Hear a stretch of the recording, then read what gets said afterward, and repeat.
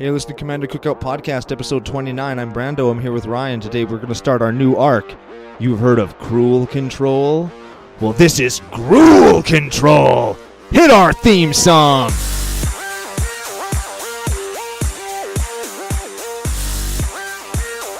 Hey, Ryan, we're back for another adventure. How you doing? Well, good. What's going down? A whole bunch. We got a new arc starting up. We got all sorts of new fun stuff to talk about, and I think it's going to be a really good show from here on out. Yeah. What are we calling this arc? What are we calling this arc? I think this arc will be called the Arc of the Opposition. Arc of Opposition. Oh, and my phone is already going off. I am the worst podcaster on the earth. Yes, you are. Could be because I'm super tired, though. Why are you tired, Ryan? Funny thing. You know my pregnant wife, Rebecca? Yes, I do. I know of her. She decided to have our baby. What? Yeah, like 12 full days early.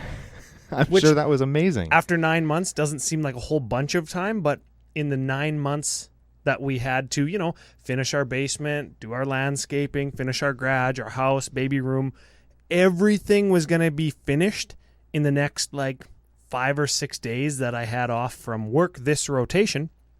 And we had the carpet guy come the day she went into labor. Ooh. Not on purpose. The landscaping, the excavator guy that was taking our dirt pile. Right. Same day. Oh, my. The day that the baby gets born, the cabinets are all in for the basement and the bar and blah, blah, blah. Nice. And my dad was going to come down this weekend, today, to do the doors for the bathroom and the bedrooms in the basement. Not anymore. Huh. Yep. So, baby, who knew? Yeah, who knew that there was such a, what do you call that, an upwelling in your life? Yep. Nope. Nope.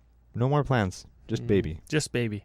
I did end up drinking some beer, though. Me and my Beer's brother good. went out for a celebratory drink, and we went to the bar at the university because we went to University Hospital. Right. And we go down into the bar, into Louis, and we sit down. No, we don't need menus. We're just having one drink. We're celebrating. Oh, great. Okay, so she comes back. She took the menus away. She comes back, and what are you celebrating? Well, I said, okay, I'm a dad now, da-da-da. Oh, congratulations, right? And I'm thinking... And then she brings us our bill because we were only having one drink. And I was thinking, you stunned bitch. You didn't even give me a free drink.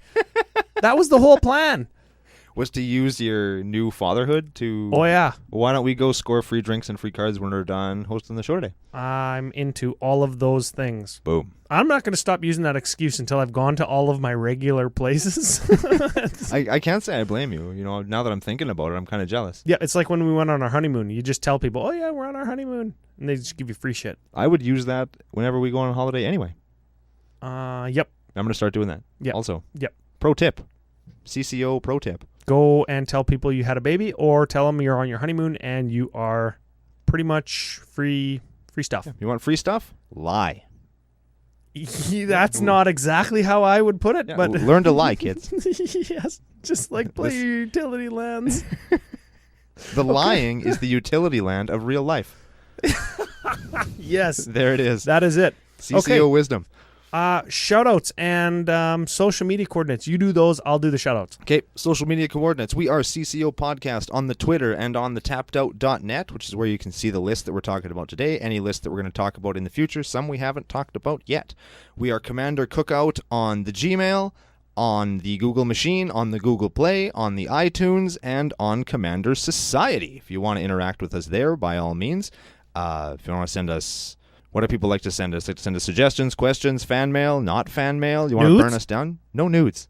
Oh. I always say no nudes. It's no nudes. We got suggestions for the Grimlock list already. Ooh. Yep. That Grimlock list is so fun. Yep, definitely. This was good. What was the suggestion? I haven't read them yet. You're more savvy with social media. What the heck is it called? The Cultivator's Caravan? That's the 3-drop vehicle that you tap for a mana of any color.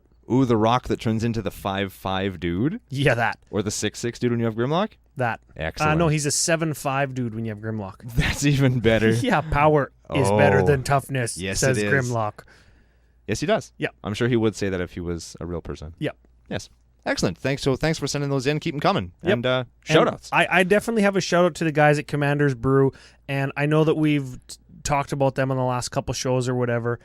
Funny thing is, when Rebecca gave me the call to come home, it was literally at the very worst possible time that it could be at. It was at 10 o'clock at night, and doing the math on when flights out of the city I was in fly, and when they come back to the beautiful, wonderful city of Saskatoon, the greatest amount of time would be from 10 p.m. to 10:30 a.m. And she called me at 10 p.m. So I was up all night finishing up work stuff, packing, what have you, driving an hour into the city, sleeping for an hour at the airport, and getting onto 2 separate planes to get back to Saskatoon. And when I was doing all of that, I had 2 unlistened to Commander's Brew podcasts, and Andy and Sean kind of kept me level. And I've been listening to podcasts for a long time, and that was the first time I thought, holy shit, this is like a real life podcasting save the day experience. Right? So shout out to those guys. Shout out to those guys big time.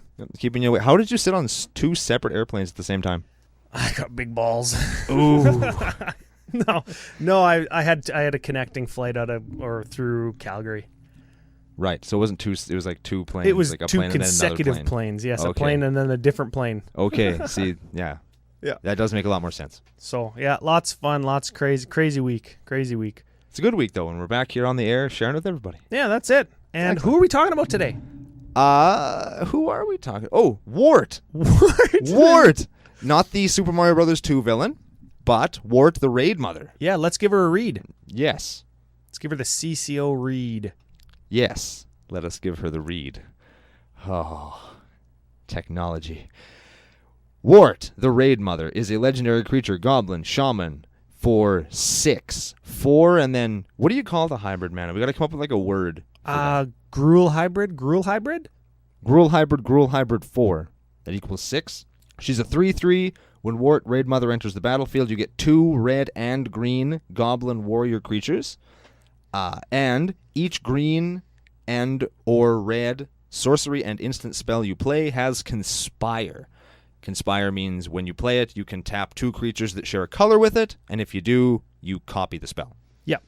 And Conspire is a weird ability like that because it just seems like they had to pick to tap 2 dudes to copy it, and that's what's balanced.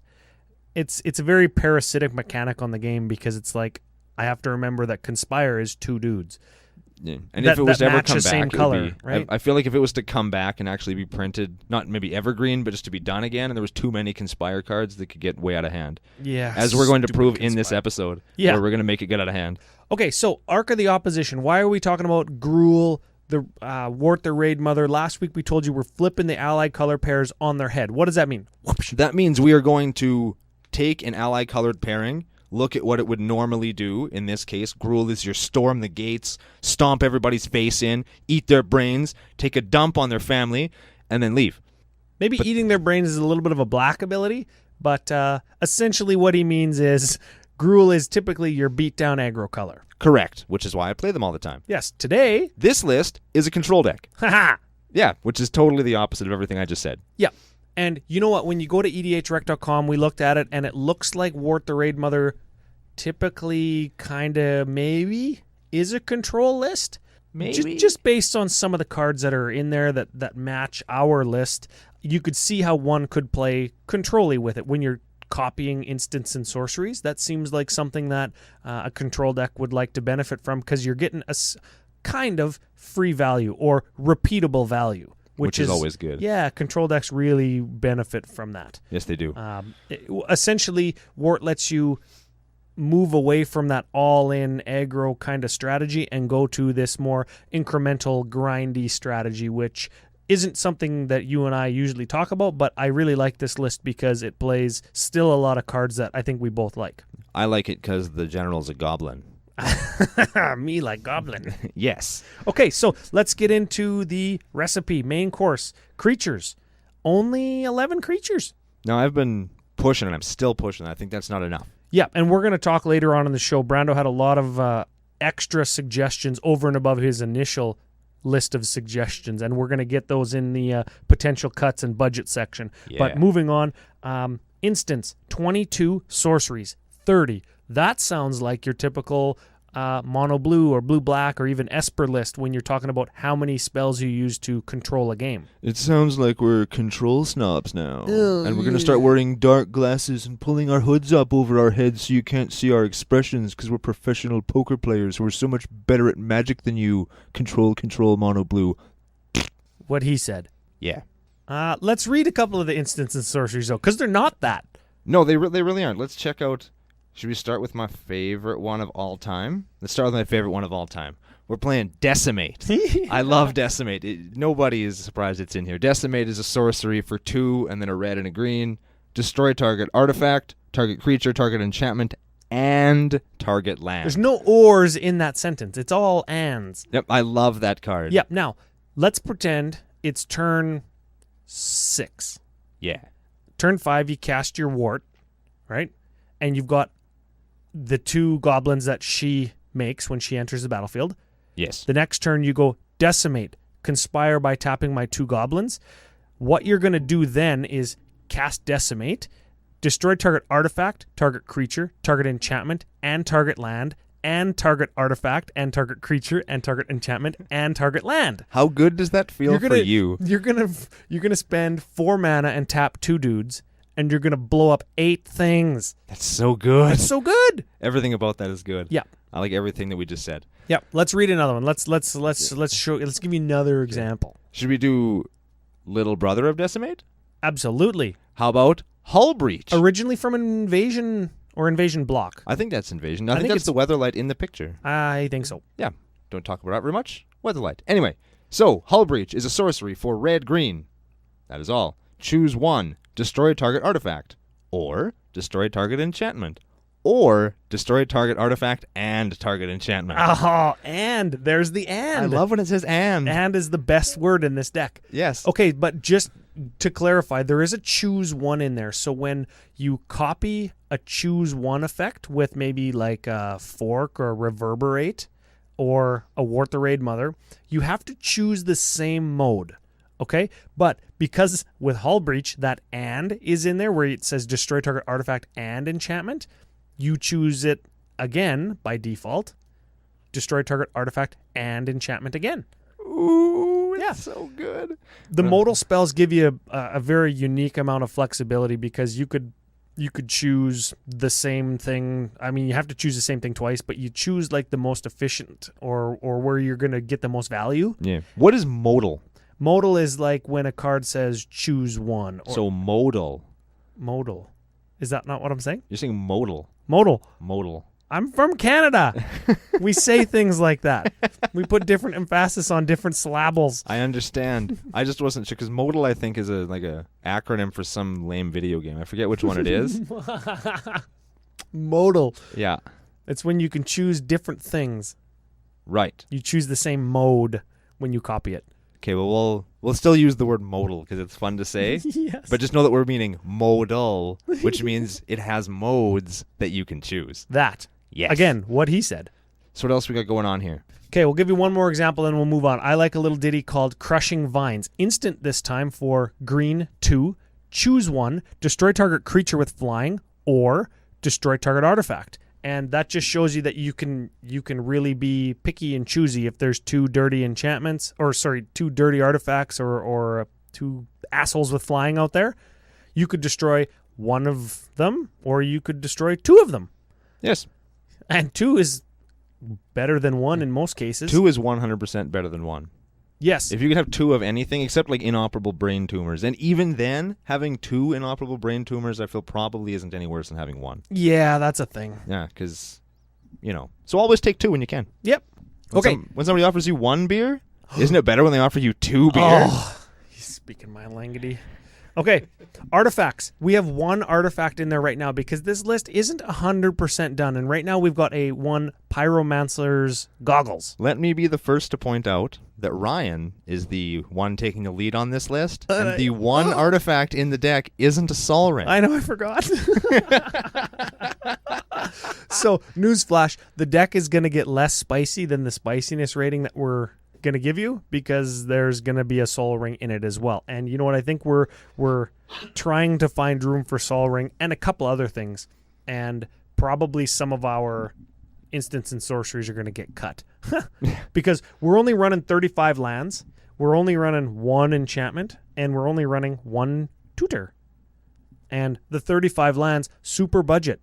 Yeah, We're gonna get to the budget section a little bit later, but we're not running any duels or fetches or shocks or anything. What the hell is going on with our lives? I what know. are we doing? That's part of me just sticking it to Brando, saying that look at you can do a super sick mana base with not a super sick budget. And then you don't play Sky Shroud Claim and color fix your deck for the rest of the game. You sure showed me. Sky Shroud Schmeishroud.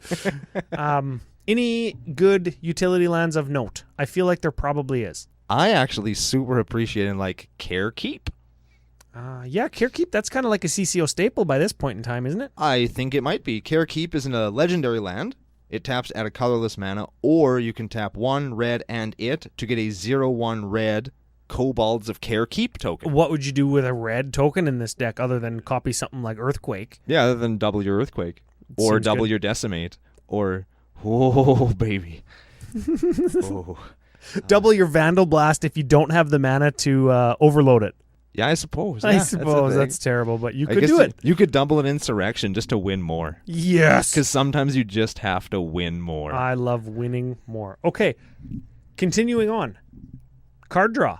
We got 9 card draw spells in this deck. What colors are we playing? Blue-black? I didn't think we were playing blue-black, Ryan. No, it's Gruul. It's Gruul. 9, and now that doesn't include things that give you some kind of virtual advantage either. Like we're playing a little ditty called Dragon Lair Spider. Whenever an opponent casts a spell, you get a token, like a spider token. And It is green. That's important. Colors are important in this deck. The card draw spells don't include things like that. We're also playing an Ant Queen, which is a 5/5 creature for 5 that you can tap green and 1 to get a 1/1 green insect creature token. In Brando language, Ant Queen is regular Magic player for not Sliver Queen. So I call her piece of shit Sliver Queen. Because she's just not as good as Sliver Queen. Playing piece of shit Sliver Queen, but remember, we're not playing 5 color. Right. Things like that are going to give you a virtual card advantage. They're going to give you some kind of place to sink your mana in. They don't even count as card draw, but they are generating you some kind of card advantage. Yes. So we like those. They also make up for the fact that we're not playing as many creatures as we probably should be. And to that point, targeted removal. Now, this counts as artifact, enchantment, creature removal, and it counts things that could be modal things that could target one thing or many things. 23 things that target remove something. That is very good. Yep. And the same is true if you conspire or overload, what have you. Mass removal, 18. Sounds like a pretty good way to control the board. Sounds like a control deck to me. Yep. 18 Wrath.deck. It's almost as many as Norin. We always say don't do that unless you're doing it in some unique and spicy way.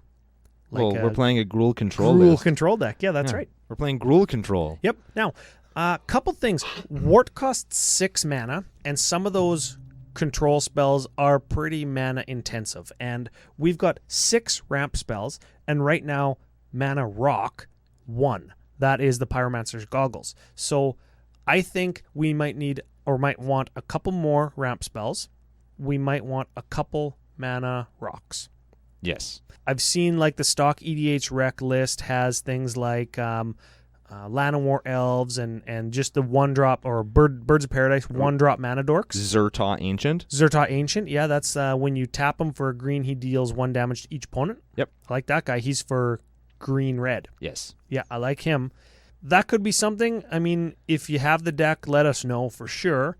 If you want to build it, or if we end up building something like this, maybe that's something that goes in. I mean, maybe you don't need like 52 instants and sorceries. Maybe you do need 52 instants and sorceries. Maybe you just need some more that find you some land. That could be a thing, yeah. Yes. 3 or 4 more, right? Like 2. Yeah, could be a thing. As long as you've got your Soul Ring in there as well. So we're going to talk about card draw, and then we kind of got off kilter there. Let's go back to the card draw spells. Those are important in a control deck. Yeah, so a couple things. We've got a little ditty in there called Harmonize, which is 4 to draw 3 cards. Yep. 2 of which are green. Yeah, green, 2, draw 4. It's a sorcery. We also have... Draw 3. What he said. Yes. Lots of what he said. Not very many that's what she said. We'll get to that later. Yes. Yeah. We also have a little ditty called Shamanic Revelation. And we were just talking off air Shamanic Revelation, which we'll read in a sec, or Rishkar's Expertise, which we'll read in a sec. Yes. So, Shamanic Revelation is a sorcery for 3 green. Draw a card for each creature you control. It also has Ferocious, and the Ferocious ability says, you gain 4 life for each creature you control with power 4 or greater. Not as going to happen as often, but draw a card for each creature you control is very good. Presuming you just played Wort, or you have Wort and her 2 little minions, you're going to draw 3. And or 6. Anything else that you have. Yes, and you may have... Oh, yeah, I forgot. You can copy it and draw 6. Yeah. That's the thing. That's pretty good. Okay, let's read Rishkar's Expertise. Rishkar's Expertise is also a sorcery. It costs 6, so 1 more, but what it says is you draw cards equal to the greatest power among creatures you control, period, new paragraph. You may cast a card with converted mana cost 5 or less from your hand for free. So, same thing. You have Wort and her 2 little dudes, and she's got 3 power, so you're going to draw 3 cards just like Shamanic Revelation. And if you copy it, you're going to draw 6, just like Shamanic Revelation. But that extra mana is you get a free thing, and if you copy it, you get another free thing. Which is very, very, very powerful. So I think for the extra 1 mana, it definitely has a place in the deck. Now, is it better than Shamanic Revelation? Yes. Is the extra 2 mana over and above Harmonize too many manas? I don't know if it is. I wouldn't say it's better than Harmonize. I would say it's on... Because Harmonize has 4. I would say it's about the same as Harmonize, but it's definitely better than Shamanic Revelation. Just because the incremental value you're going to get from Expertise is always going to happen. Whereas the Ferocious ability, maybe not. Yeah, that's a thing, right? Life gain is kind of fun, but that one's really spotty. You're only going to get it with the creatures that we have in the deck. You're going to get it with Ant Queen, Jet Charmbreaker Devils. You're going to get it with Tornado Elemental, and Silklash Spider, and Rampaging Baloth tokens. Yeah. So, I mean, there's definitely creatures in there. I mean, of the 11 creatures, you're going to get it with about half of them, and then a couple of them make auxiliary creatures after the fact that you're going to get it with a couple of times, maybe. Maybe you put all 3 in. You could play all 3 for sure. Well, let us know. Does anybody play Harmonize, Shamanic Revelation, and Rishkar's Expertise in your green control deck? In your green control deck? I think I might play all 3 of them in my Azusa Lost But Seeking deck. Now, that is a mono-green, big creature, big ramp deck. That's a very good deck. The deck is good, too, because you ramp, and it does exactly what we talked about last week. Ramp, replace all the cards in your hand with all these awesome green draw spells that we have now, and then big guy like Eldrazi, World Spine Worm. Ooh, yeah. I like that. I like that too. So, I don't know. Let us know. I think that's good because I do that and I play all 3 of them. Yeah. F you if you don't. F you if you don't like drunk cards. So, that's that. We also play a couple of the red wheels. Not Wheel of Fortune because it's $90 now. Yeah, apparently we're on budget this week. Yeah. We're playing Reforge the Soul and Wheel of Fate.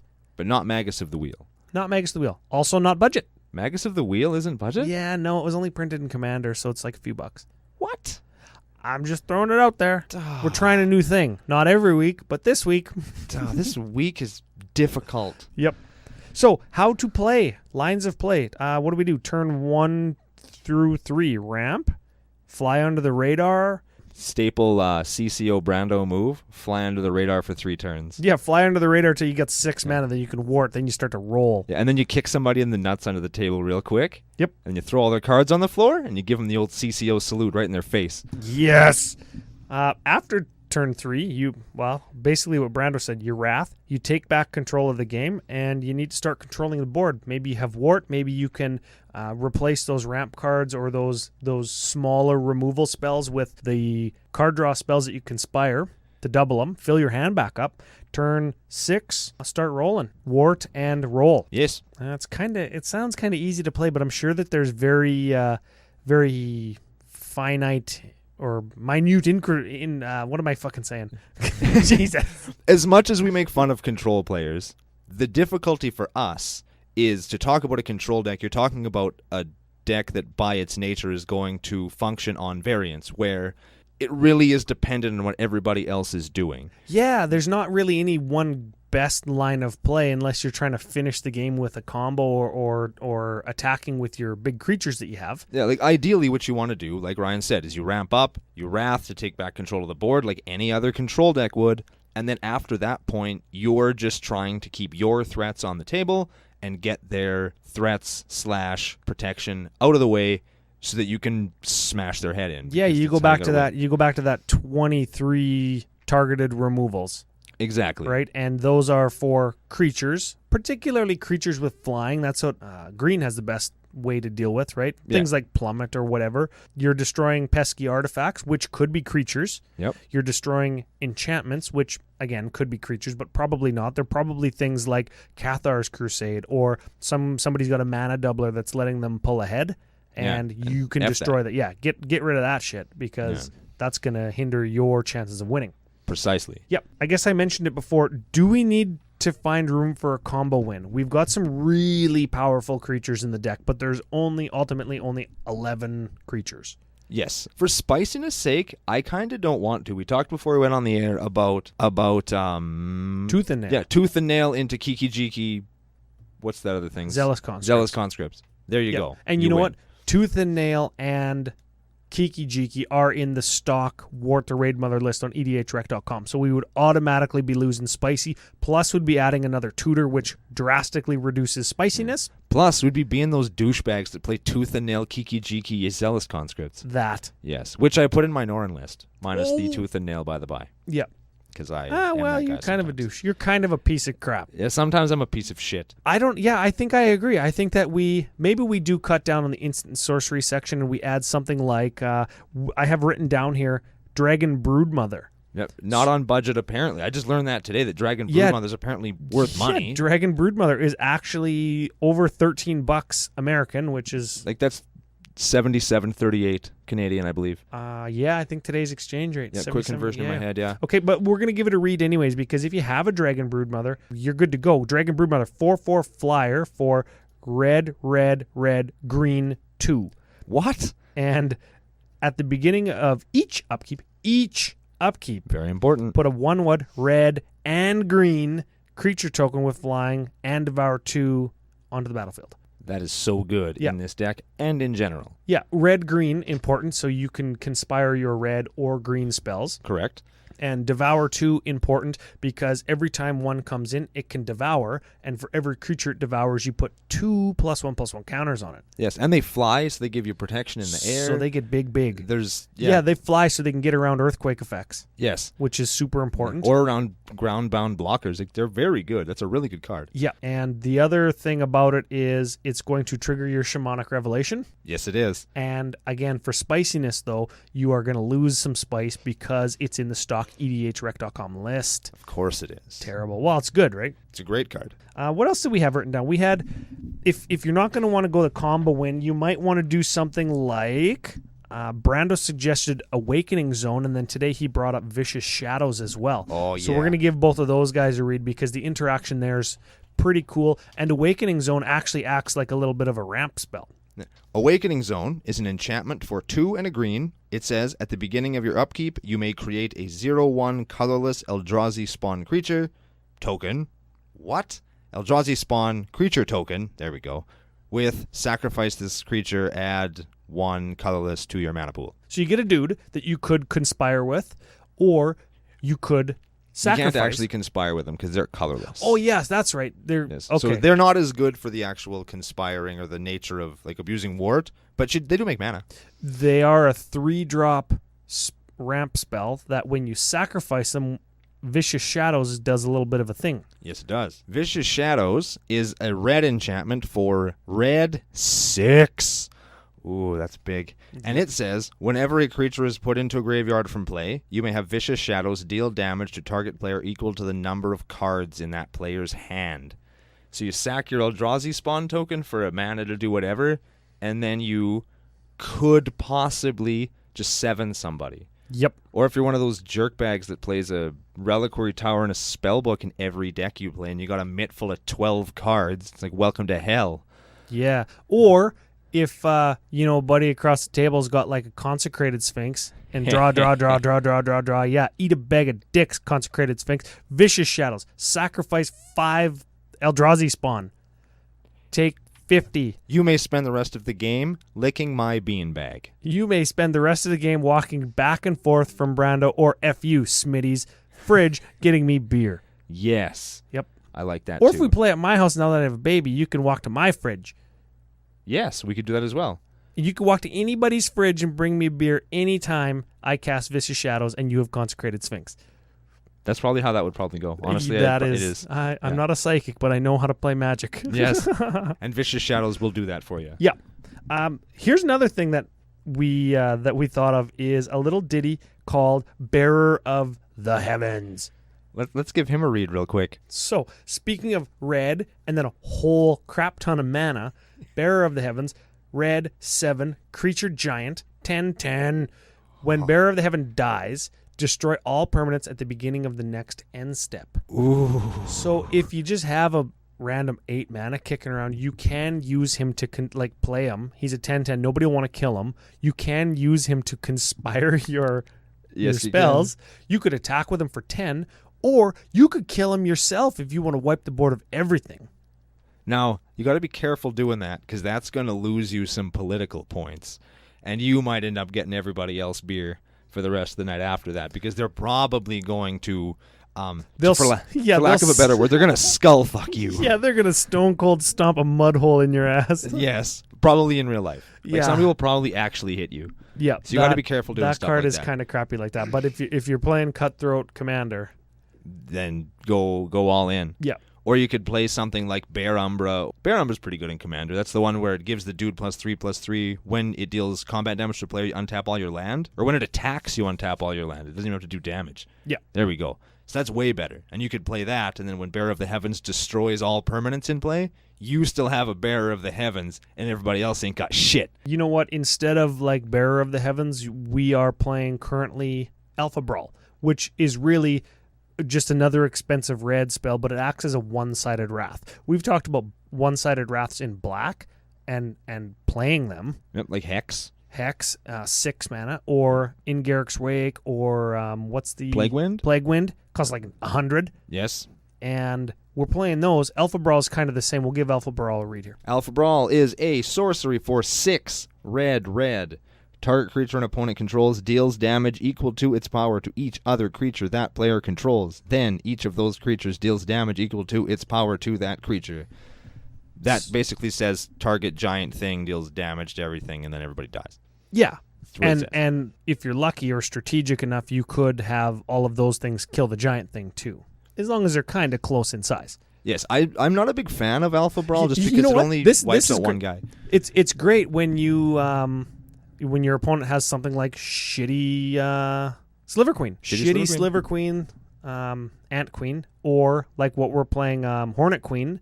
Yep. Makes a bunch of tokens. All those tokens cumulatively kill the Ant Queen, and then the Ant Queen kills all them.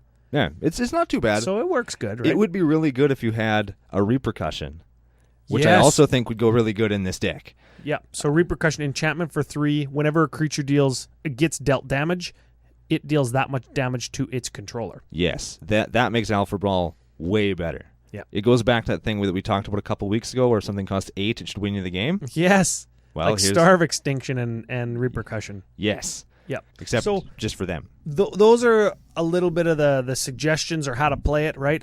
Strengths and weaknesses. We'll start with weaknesses because there's a few that I want to highlight, and then there's probably a few strengths that can kind of counteract that. So it's slow. It is slow. It's slow even with ramp. I mean, if you wanted to hang your nuts out there and maybe put some mana dorks in, the dorks, the 1 and 2 drop dorks, are usually how you're going to get your ramp on turn 1 and 2.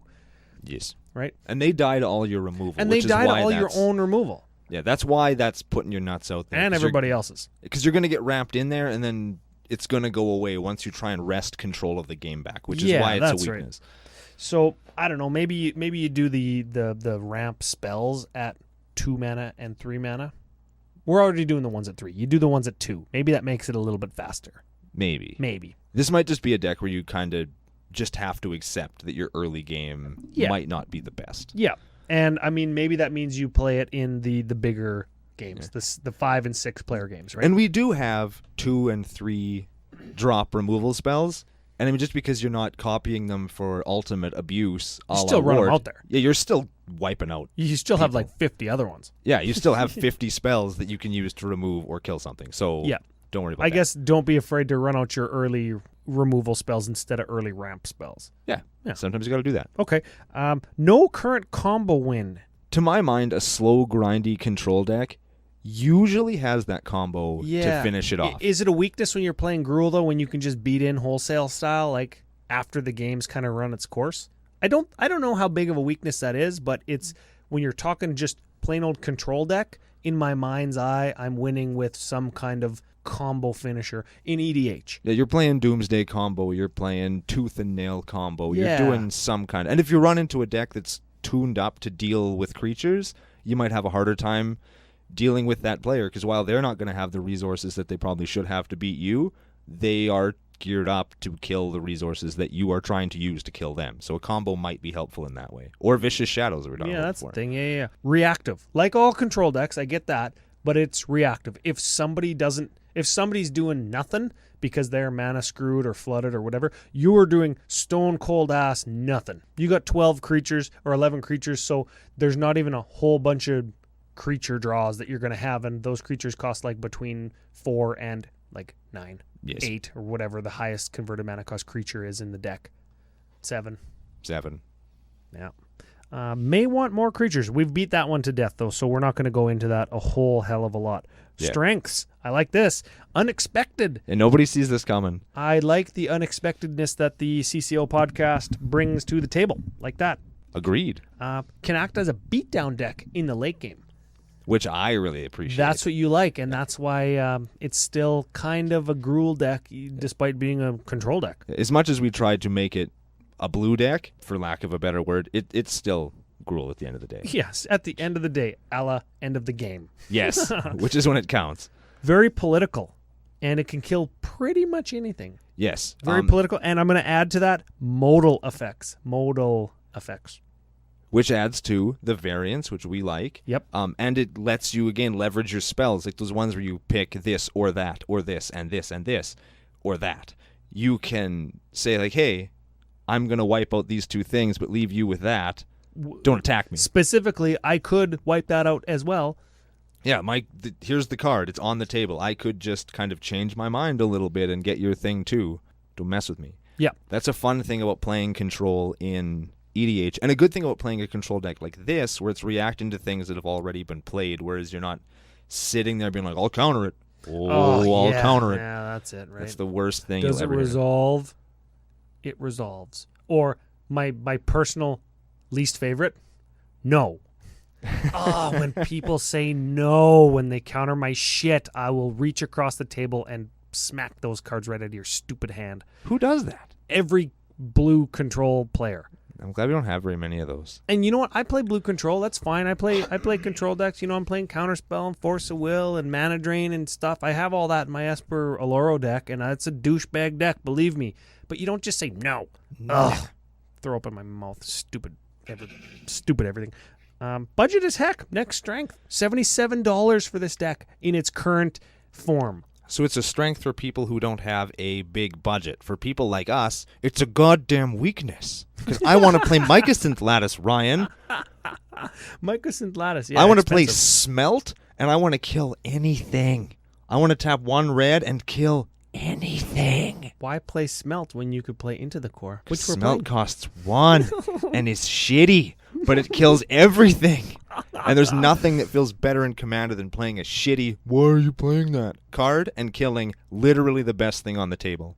Nothing feels better than that. That is good. I like that. Oh. For sure. Let's talk a little bit about the budget of the deck, because I said it's $77, and we could add a whole crap ton of more money to it, or we could actually shave some off. We're looking at a little ditty called Song of the Dryads. It's $5.75 American, which is like $87.92 Canadian. Yep, current exchange rate. And enchantment, green 2. Enchanted thing is a forest. That's it. That's it? Yep. Cast on target red general. See you later. GG, bud. Yeah. Yep. And you could instead cast Lignify. Yep, I like Lignify. Brando's going to give Lignify a read here because it's a good little green one. I like that. Lignify is a tree folk aura, tribal enchantment. What? For 1 and a green, enchant creature. Enchanted creature loses all abilities and is a tree folk with base power of 0/4. So Lignify doesn't get rid of it, a la Song of the Dryads. like Song of the Dryads does, yeah, but it does essentially get rid of any creature. It'll turn off that annoying creature. It'll turn off that Wormcoil engine. It'll turn off that Krenko. It'll turn off Anything. virtually any creature. general that's in there. Yeah. I think Song of the Dryads hits anything, though, right? Yeah, Song of the Dryads is strictly a better card, but if we're building on a budget, Lignify will get us. It will get us there. Yeah. And Lignify gives us how much does it cost there? 27 cents. That's good. That's It's like good. $18 Canadian. Yeah, that's a good price. It's a good price for Lignify. Yeah. So when we talked about some of the other ones there, we talked about Dragon Broodmother would significantly spruce the deck up, but she's $13. We have a couple written down here. Clan Defiance. We didn't add this in the original one, and we had a good little discussion about Clan Defiance because it's one of those modal cards, and it is red, green, X. Choose one or more. Clan Defiance deals X damage to target creature with flying, deals X damage to target creature without flying, and deals X damage to target player. So you could choose all three, and when you conspire to copy it, you get all three again, but you have to make sure that you still have another flyer to target, another non-flyer to target, another player to target. Now, Yes. you can choose the same thing twice, the same flyer twice, for example, but if the first time it gets killed, the second time it won't hit anything. Yeah, it'll fizzle out. It's how magic works. So just make sure you have either two targets or you spread both spells over to kill the same thing, right? Yeah, and burn out the same person twice, because that also feels good. That's just like killing their stuff with smelt. It Yes. just feels good. And Clan Defiance is 35 cents. You know what? Clan Defiance could almost take the role of like hurricane effect. It could almost be a comet storm. It could almost be a hurricane. Yeah, and Comet Storm used to be expensive, but it's not anymore. It could be Bonfire of the Damned. Is that one still expensive? Because Bonfire of the Damned is XX, deals X damage to target creature or target player and each creature that player controls. And it's like $3. And Clan Defiance is like 25 cents. Yeah, I would actually probably play Clan Defiance over Bonfire of the Damned anyway, because if you're not miracling it, it's going to cost you to do the same amount of damage.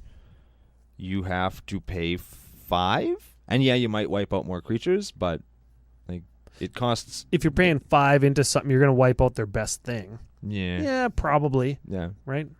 It might be Yeah. a little better, but I like Clan Defiance a little more. Okay, well, maybe you cut Bonfire, $3 for Clan Defiance, which is like 27 cents. Maybe that's how you shave off. You get below the $75 range. Yep. And Now you we're- cut Dryad Arbor. No, not Dryad Arbor. Song of the Dryads. Yep. You cut $6 more there. All of a sudden, you're down, $9. You're getting close to that that $60 range. That magic 50 that they build with on that other show. Yeah. F those guys. Yeah, F those guys big time. Even though I gave them the super sweet shout out at the start of the show. F Yeah. them. Yeah, but now I'm bitter about this budget. So F them now. Yes. Okay? Yeah. What's the other one? Were they the ones Overabundance. Hang on just Wait a a second. second. Were they the one that was telling me on Twitter that I should stop building with foil basic lands? Was that them?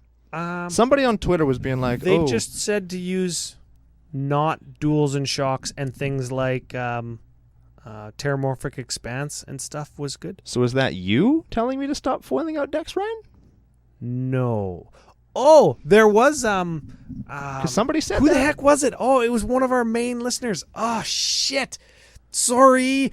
I remember you saying it, but I don't remember who it was. Fuck. And it's a good thing, too, because F you. Now, the F U's in the mail and on the show and in your face.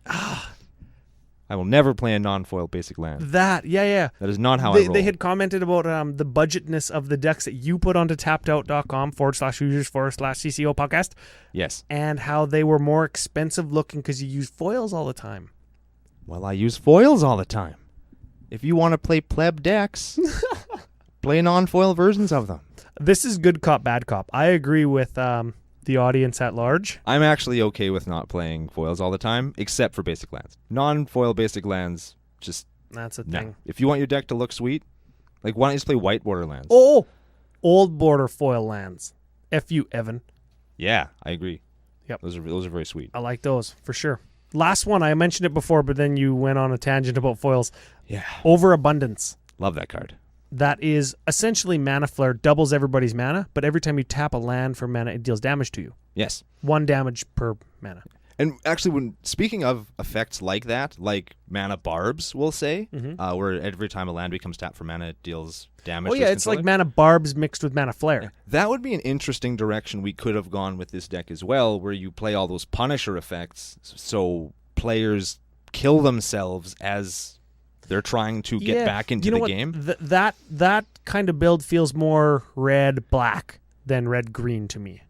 Maybe. Yeah, Punisher effects or things like that. Right? I just figure in this effect, and you're right, but I figure with this particular deck, you could use the green to get out in front, and then start doing things like Ruination and Desert Twister, destroy permanents and stuff. We could play Desert Twister. Yeah, in we this could deck. for sure. That's because it destroys target permanent for 6. Yeah, and I mean, and it hurts you to pay conspire 6, it, you destroy 2 target permanents for 6. and that's pretty good. That's like casting Vindicate then Vindicate. Yeah, I mean, in red-green, that's pretty good. Yeah, Because red and green don't have Vindicate, that's right. but they do. Ah. Desert Twister. And you know what? Overabundance doesn't hurt you that bad once you either have more mana dorks, if you so choose to build that way, or if you have more dudes that just tap to conspire double things. Yes. So you're not even tapping lands that often, other than to cast the original spell. So what? You take 2 or 3, maybe even 4 damage. Yeah, at that point, you're playing on efficiency, and you're wiping out your opponent's stuff. Yeah, and they got to okay. keep playing more stuff to keep up with you, so maybe that could have been a direction we go to. Yep. Okay. Now we're going to go into Card of the Week. Harvest season. Harvest season. What is harvest season? It is a sorcery, it looks like, for green 2. Search your library for up to X basic land, where X is the number of tapped creatures you control, and put those cards onto the battlefield tapped, then shuffle your library. Now, Harvest Season is in the stock list on EDHREC.com, and that doesn't really have any bearing, but it kind of does. We want to pick something unique, but Harvest Season is uniquely better in a Conspired deck. Yes, because you're tapping dudes to copy the spell, therefore you are enabling this spell to be better just by playing it the way that your deck is supposed to play it. And other decks will not get that advantage. Yep. Now, what would be even better is if you had 3 dorks that you could tap for mana, 1 mana each, and then 2 more dorks to conspire with. So when you cast it, you have 5 tap dudes, and you're doubling it. So you search for 10 basics. 10 basics. Yeah, last time I searched for 10 basics, that cost like 6 or 8 mana. It cost a lot more than 0. Yeah. Or well, Well, 3, not 0, 3. but you're tapping 0 land to do it. Yeah, so sick. That's pretty good. I like that a lot. So we like that, and it's from Amonkhet. It is 46 cents. Yeah, so like, what, $10 Canadian? Yeah, not even bad. Yeah, that's not a bad price. It's pretty good. Pretty standard for a card. And it's got a sweet picture on it, too. It's got like a mummy that's tending her garden, Yeah. which is really cool. I like That's that. like what Rebecca does now. Oh! She's a mommy that tends to. We actually made tomato soup today. Neat. I smell like an onion. I can't smell you. Oh yeah. Yeah. You should smell my hat. Smell my eyes. Maybe later. Okay. Nasty. Okay, my 2 favorite parts: milk list and then spicy calculator. Ooh. Okay, milk list. The most common cards at each converted mana cost in red green as per EDHREC.com, starting at 0. 0. Mana Crypt. No. No, not on budget. Sol Ring. No. Currently no, because I'm a dumbass. What? But probably a good card for the deck. Yeah, that's going in, yeah. Yeah, it's a pretty good card. Secure a Tribe Elder. No. Cultivate. Yeah. Explosive Vegetation. Yep. Acidic Slime. No. Warstorm Surge. No. Avenger of Zendikar. No. Big Daddy Buttsex Terastodon. No. Blasphemous Act. Yes. Oh yeah, that's number 3 at the 9-drop slot. We got Kozilek, Butcher of Truth. Nope. World Spineworm. Nope. Blightsteel. Nope. Emrakul the Promised End. Nope. Jeez, 3 milk listers. That's not bad. That's pretty good. Although some of them I think actually might go on the deck. I think Acidic Slime would probably be good, Probably pretty good. and so would Terastodon. Yeah, because Acidic Slime, once he gets his thing, he's like done, so you can tap him to conspire. Yep. And he's a Death Touch blocker. I like that. That's Good for control deck. That's control-y deck stuff. And Terastodon seems like a pretty good finisher. Yeah. And in a pinch, you could destroy your own things to make elephants for yourself that you could use to conspire. Yes. That seems good. Or you could just destroy your opponent's stuff. Yeah, and then beat them down with your bigger elephant. Yeah, big elephant. Yeah. Yep. Okay. Spice calculator. And I promise you that the infographics going up online soon. It is. Trust me. I've gotten like 8 hours sleep in the last 4 days. You did have a baby, so nobody's holding it against you. Yeah, F everybody. Except for me. And my baby. And me. And my baby's mom. That's not me. Okay, so popularity. At the time that we built the list, there's 575 lists for Wort. The average converted mana cost for this list, without the changes that we talked about making, 3.42. Right on average. That's pretty good, right yeah. on par, right? Yep. Critical turn and optimal game size, we maxed those out because the deck is slow. Its critical turn is 5 or more. Yep. I would say 5 because that's when the first wrath comes down like we talked about. That's where you're getting control of the game, and if they can't rebuild, you're going to beat them to death. Yeah, or 5 is the turn that you play Wort, and then you can double your next earthquake effect. Yeah. Right? I think that's a good place to put it. Optimal game size, you want the game to go slow. You want your opponents to have a lot of different targets and a lot of other people to attack. So you're going to want to play this deck in games that have 5 or 6 people. You could probably do it in 4, I think, if you were very good at it. But yeah, maybe. And you know what? I think that the standard way to play Commander is with 4 people. And I don't want to get too far away from that just because you and I play in big 4 and 5 or 5 and 6 and even 7-player games those sometimes. Those are insane. This deck would be good in like a 7-player game even. Yes. Because there's so many other things going around to divert attention off of you because you're going to need that in the first few turns, right? Yes. Okay, uniqueness rating. This is how different the deck is from the stock list on EDHREC.com. 35 different cards in our list than on EDHREC. Yes, which might go down a touch based on some of the stuff we talked about. You know what? I'm gonna, even though it's not in there, I'm gonna say 34 because Soul Ring. Yeah, 34 different cards. A lot of our stuff, I'm not sure a lot of it was even in here. We talked about some stuff that doesn't exist on this deck anyway. Yeah. So we're still spicy AF. Yeah. You know what? We punch it all into the spicy calculator. 54.8. That's pretty good. That's pretty spicy. That's legit. I like that. That's pretty spicy. And spicy at $77. Yeah. Which is, okay, fine. I mean, your dollar value usually goes up when your spice rating goes down because you want to... Because you're playing junk. You're playing junk. Or you're playing good stuff that costs lots. So our deck could be $300 and the spiciness could be like $25. Yeah. Or our spiciness could be the same and it just costs a bunch more. Yeah. Because we're playing unconventional things that just happen to be good and cost money. Yeah, like what's that one, Droplet of Honey or whatever? Yeah, Drop of Honey would be good in this deck. No, it wouldn't. Let's give it a read, including price. Drop of Honey, including price. Oh... Drop of Honey is an enchantment for green. And it says, at the beginning of your upkeep, destroy the creature with the least power. It can't be regenerated. If 2 or more creatures are tied for power, you choose one of them. When there are no creatures on the battlefield, sacrifice Drop of Honey. Including price, it is about $450. Dang. Good green control card. Yeah, not on budget. No. Don't you have a funny story about Drop of Honey? Yes, I do. Because I was trying to buy one for like 3 weeks from our local game store, and the guy didn't want to show up with his binder to sell it to me. Maybe he knew something about the price, because how much did you want to pay for it? $40. It's worth 10 times as much now. I'm sorry. I know. I'm also sorry. That could have been mine. Yes. Well, let's play Periphery Nodes. It's white, but it does the same thing. Yeah, the road not taken, I guess. Yes, sir. Final thoughts of the day. Do you have anything that you need to say about the deck one last time? Real quick, I super love Gruul decks, and I love that I can play a Gruul deck that isn't your like a savage stomp of a deck where you're just like running in and kicking everybody's ass and playing dudes that jump over walls and attack. It's different than a Rurik Thar or some other kind of, silly aggro deck, which I usually tend to play. And this has enough aggro in it where I can still play it and be good at it. But it also has that control feel too, and I think a lot of people, when they look at this, and since it's on budget, you could throw this together with stuff that you have probably in your boxes, and I think it'll give you a varied and super exciting play experience every time. All right, so before we move on, I'm going to give you a teaser for next week in our Arc of Opposition. Next week, we're going to be doing Blue-White, an Azorius aggro deck. Azorius aggro deck. How the hell are we going to pull that off? Who knows?